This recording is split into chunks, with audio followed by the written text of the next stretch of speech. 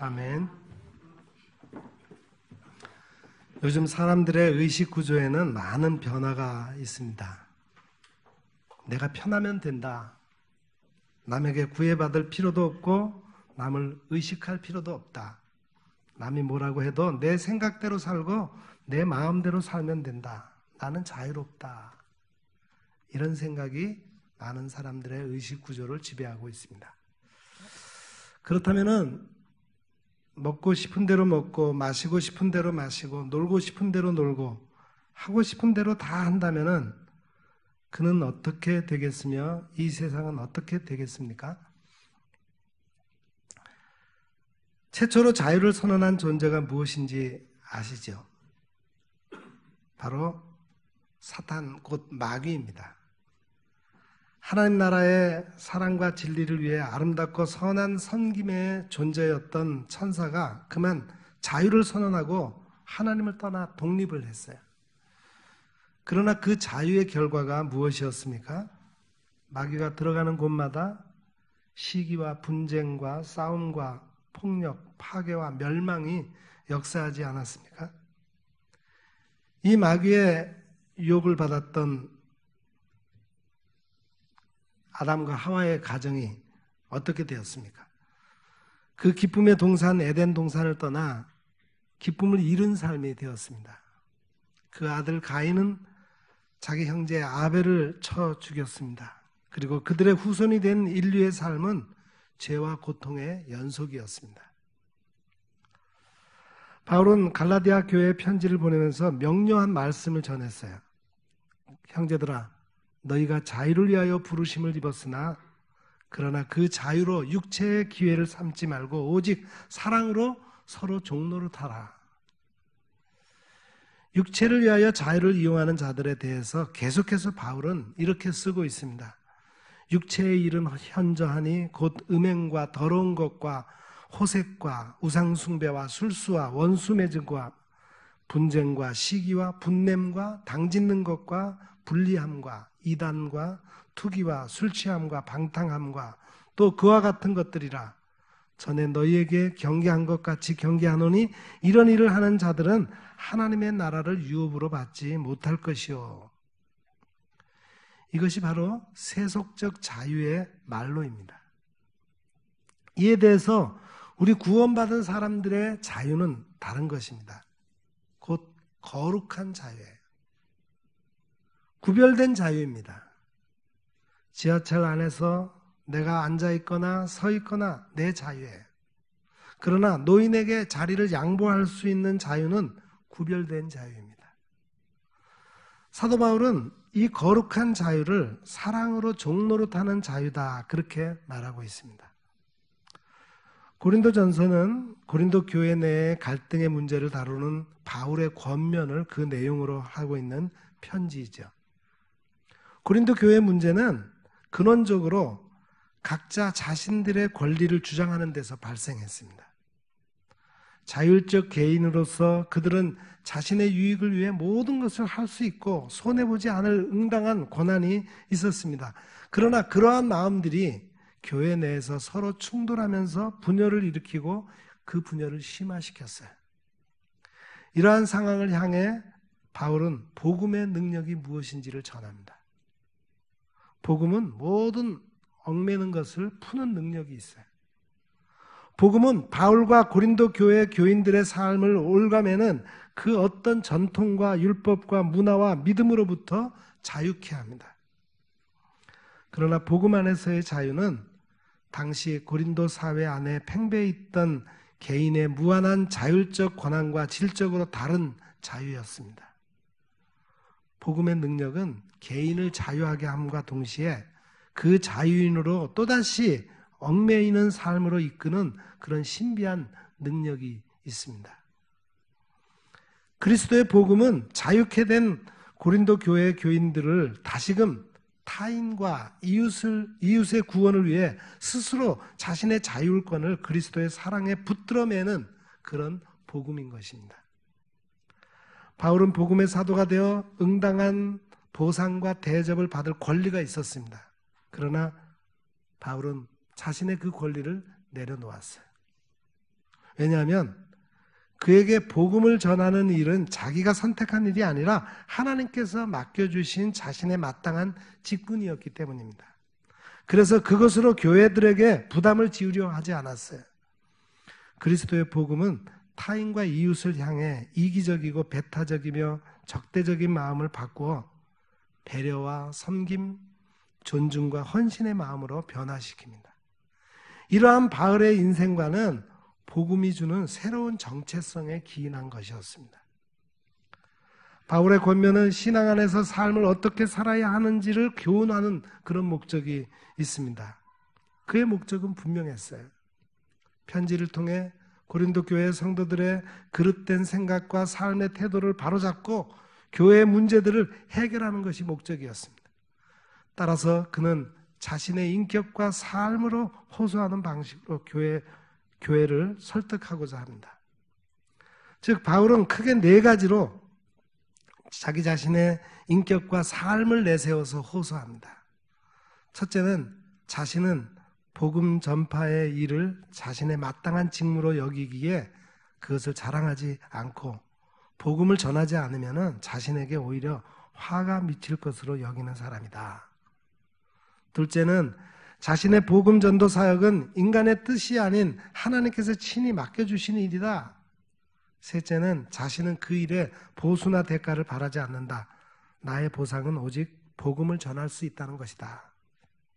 넷째, 자신은 그리스도 안에서 누구에게도 매이지 않는 자유인이지만 매여 있는 사람들을 자유케 하기 위해서 스스로 매여 있는 자다.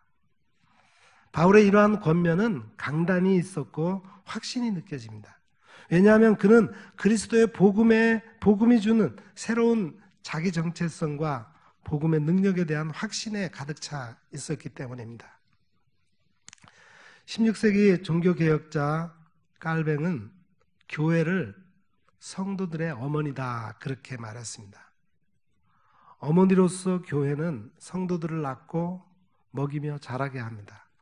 그런데 깔뱅이 교회를 성도들의 어머니라고 부른 것은 중세 교회가 그러했던 것처럼 교회의 높은 권위와 지배력을 강조하려고 한 것이 아니었어요. 그것은 어머니가 아이를 잉태하고 먹이고 자라게 하는 그 생명을 강조하기 위한 것이었습니다.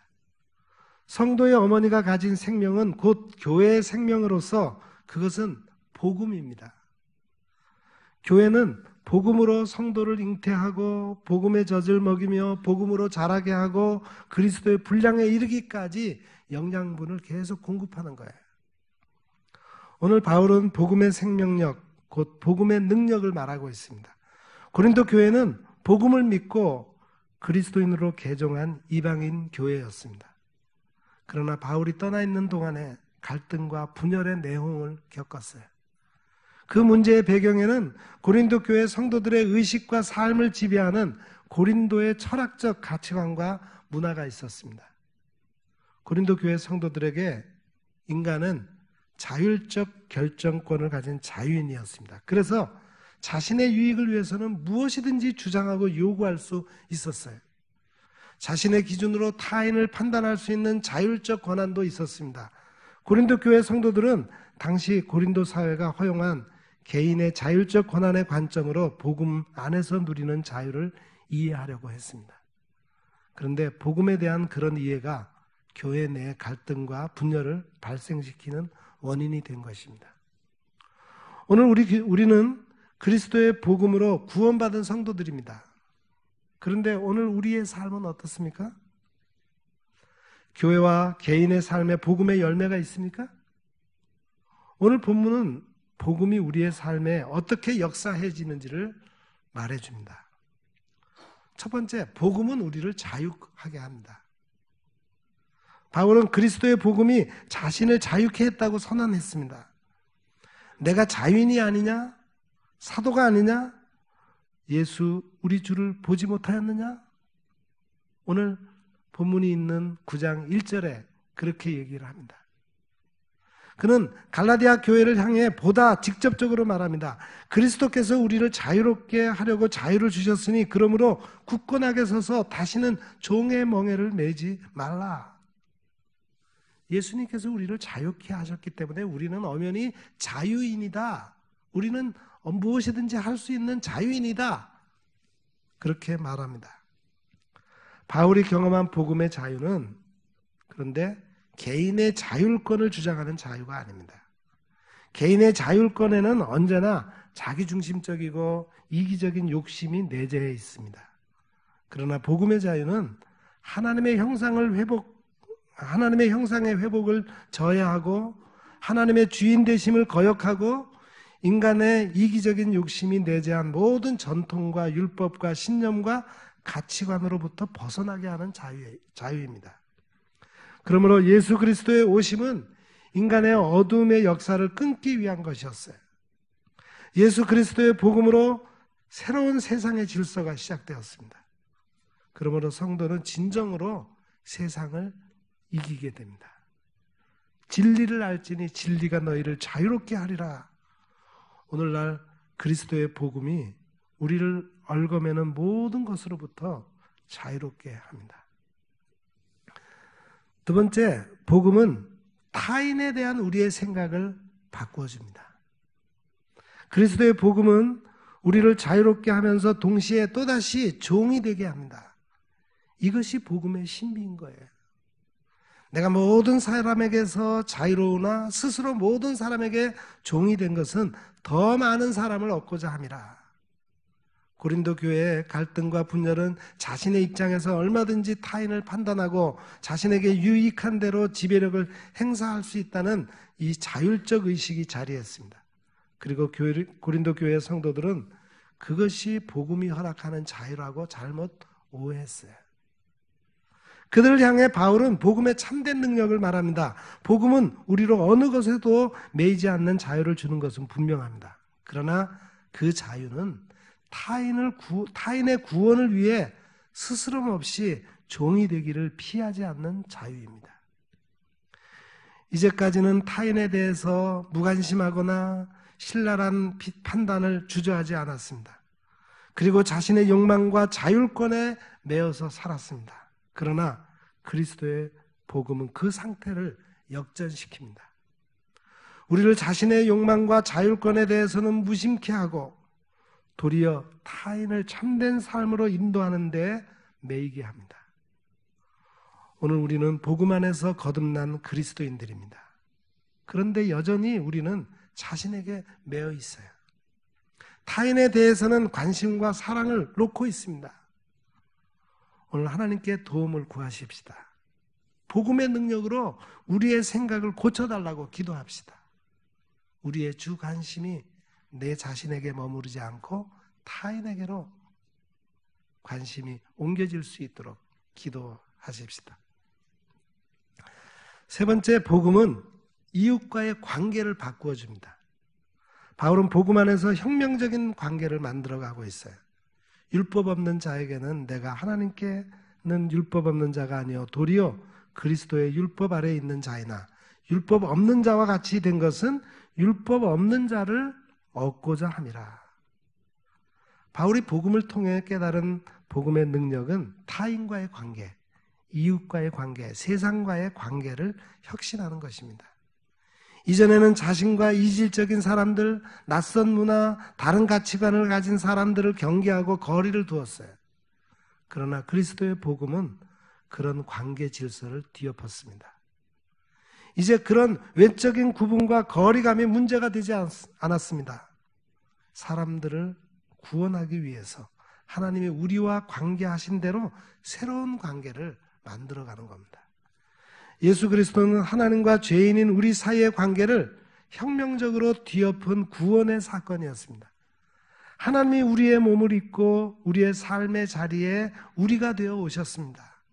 그것이 우리를 참된 삶이 무엇인지, 삶의 진리가 무엇이고 신비가 무엇인지 깨닫게 한 구원의 큰 기쁜 소식이었습니다. 바울은 자신의 삶에서 그 복음이 어떻게 역사하고 있는지를 보았습니다. 그것은 내가 여러 사람에게 여러 모습이 된 것은 아무쪼록 몇 사람이라도 구원하고자 함이니 내가 복음을 위하여 모든 것을 행함은 복음에 참여하고자 함이라. 예수 그리스도의 복음은 관념으로 있지 않습니다. 어려운 교리나 죽은 언어로 있지 않습니다. 복음은 우리의 삶을 바꾸어주고 주변의 사람들과의 관계를 새롭게 만드는 것입니다. 오늘 우리 주변에 받아들일 수 없는 잘못으로 인해 혹은 이질감 때문에 혹은 적개심 때문에 화해하지 못하고 용서하지 못하는 이웃이 있습니까? 그리스도의 사랑을 의지해 그들에게 먼저 다가갈 수 있기를 바랍니다. 예수 그리스도의 복음은 생명으로 역사하는 능력입니다. 우리의 생각과 삶은 복음으로 자라고 성장하고 복음으로 그리스도의 장성한 분량에까지 자라게 합니다. 복음은 먼저 우리를 자유케 합니다. 또한 복음은 우리로 타인과 이웃에 대한 생각을 새롭게 합니다. 마지막으로 복음은 우리와 이질적인 이웃과 세상과의 관계를 혁신시켜줍니다. 사도 바울은 본문에서 이렇게 쓰고 있습니다. 내가 모든 사람에게 자유하였으나 스스로 모든 사람에게 종이 된 것은 더 많은 사람을 얻고자 함이라. 약한 자들에게는 내가 약한 자와 같이 된 것은 약한 자들을 얻고자 하며 여러 사람에게 내가 여러 모양이 된 것은 아무쪼록 몇몇 사람들을 구원코자 함이니. 한마디로 이 자유, 거룩한 자유는 섬기는 자로서의 자유입니다. 내가 세상에 살면서 남을 섬기는 삶을 위해서 삶의 질을 선택하겠다. 이것이 바로 거룩한 자유자의 선언인 것입니다. 우리는 이 자유인의 모범을 어디서 찾을 수 있습니까? 바로 예수 그리스도이십니다. 주님은 참 하나님이십니다. 그리고 참 인간의 모습을 보이신 분이십니다. 예수님은 마땅히 위에 있으셔야 할 분이셨어요. 마땅히 찬송만 받아야 할 분이셨습니다. 그러나 주님은 이 놀라운 자유를 선언하셨습니다. 인자가 온 것은 섬김을 받으려 함이 아니라 도리어 섬기려 하고 자기 목숨을 많은 사람의 대속물로 주려 함이니라. 예수님은 이 말씀대로 낮은 곳으로 오셨습니다. 그리고 죄인들을 구원하시기 위해서 십자가에서 대속의 죽음을 택하셨습니다. 이 실천된 진리는 예수 그리스도께서 증거하신 가장 놀라운 진리입니다. 이 진리를 친히 실행하신 주님이 우리에게 말씀하십니다. 진리가 너희를 자유롭게 하리라. 진리가 무엇입니까? 사랑으로 종로로 타는 것입니다. 사랑으로 종로로 탈 때 비로소 자유케 됨을 얻습니다. 이보다 더 놀랍고 아름다운 자유는 없습니다. 이것은 실천될 때에야 비로소 그 진리의 권능이 나타납니다. 결코 설명으로 설득으로 이해될 수 없는 진리예요. 마치 아이를 낳고 어머니가 되어 보아야 어머니가 무엇인지를 아는 것과 같습니다.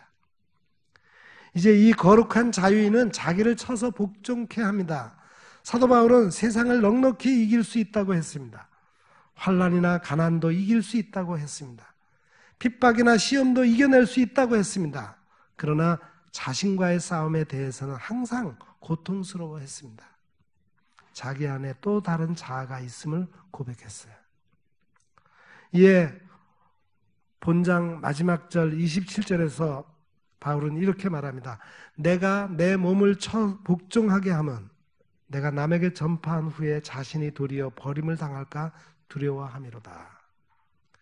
이 27절 말씀을 원문으로 해석해 보면은 내 몸을 쳐 하는 이 말은 헬라 말로서는 눈 밑을 친다는 말이에요.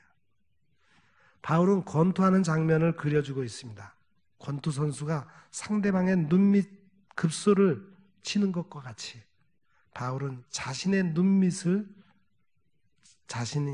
눈밑을 친다고 하는 그런 말을 하고 있습니다. 상대방을 넘어뜨리는 케어 펀치를 자신의 몸을 향해 던짐으로 인해 자신의 몸이 항복하는 것을 말합니다. 그리고 복종하게 함이라는 이 말은 헬라 말에서 종으로 인도됨, 곧 종으로 만든다는 말입니다. 결국 이는 상대방이 아닌 자신의 몸을 쳐서 주님의 뜻에 순복하는 종으로 만든다는 뜻입니다.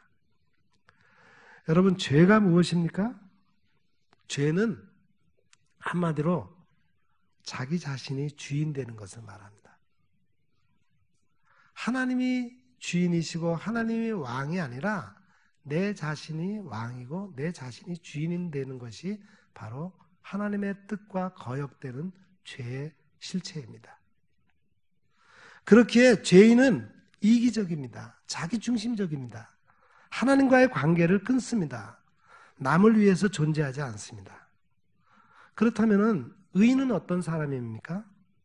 남을 위해 존재할 수 있는 사람, 곧 사랑으로 종로로 탈 수 있는 사람이 의인이에요. 그러기에 이 거룩한 자유는 곧 의인이 되는 길이요 구원을 이루는 길입니다.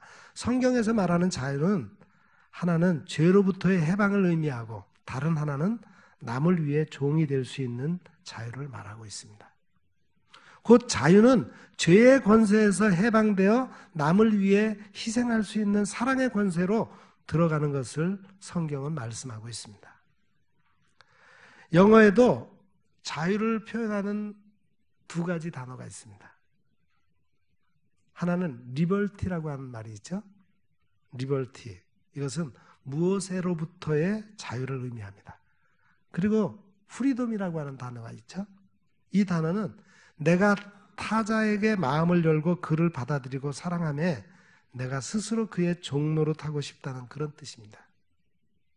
곧 프리덤이라고 하는 단어는 내가 그를 사랑하며 타자를 위해 희생하고 싶어지는 의지를 말하는 거예요.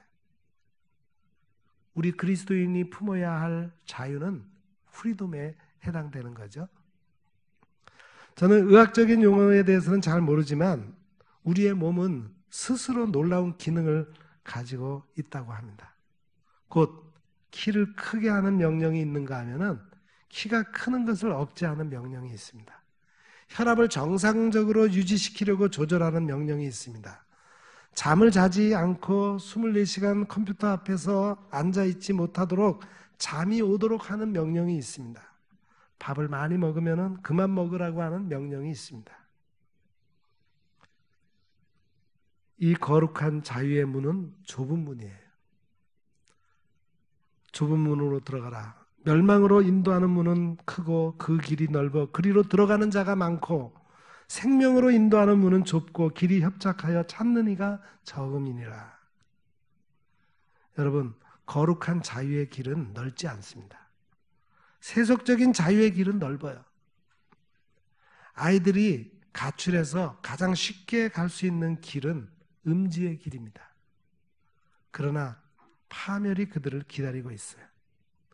그러나 좁은 문으로 들어가는 자에게는 영광이 기다리고 있습니다. 이 거룩한 자유는 곧 영광의 자유에 이르게 합니다. 로마서 8장 21절 말씀입니다.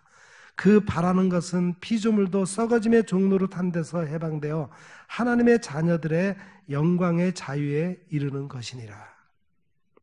성도 여러분, 영광의 자유에 이르게 하는 거룩한 자유의 삶을 선택하지 않으시겠습니까? 찾는 이가 적은 이 거룩한 길로 가시지 않겠습니까? 남을 구원에 이르게 하는 이 거룩한 자유의 길로 가시지 않겠습니까? 이미 우리들 앞에 예수님께서 앞서 가시고 계십니다. 사도 바울이 앞서 달려갔습니다. 그 바톤을 넘겨주려고 그 바톤을 잡을 사람을 찾고 계십니다.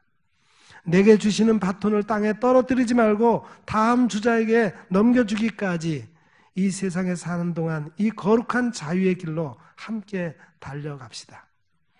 오늘도 하나님께서는 다른 사람들을 구원하기 위해서 복음에 매여 거룩한 자유를 행사하는 저와 여러분이 되기를 간절히 원하고 계십니다. 기도하겠습니다. 사랑하는 하나님, 죄의 종로로 타던 저희를 십자가의 은총으로 자유하게 하심을 감사드립니다.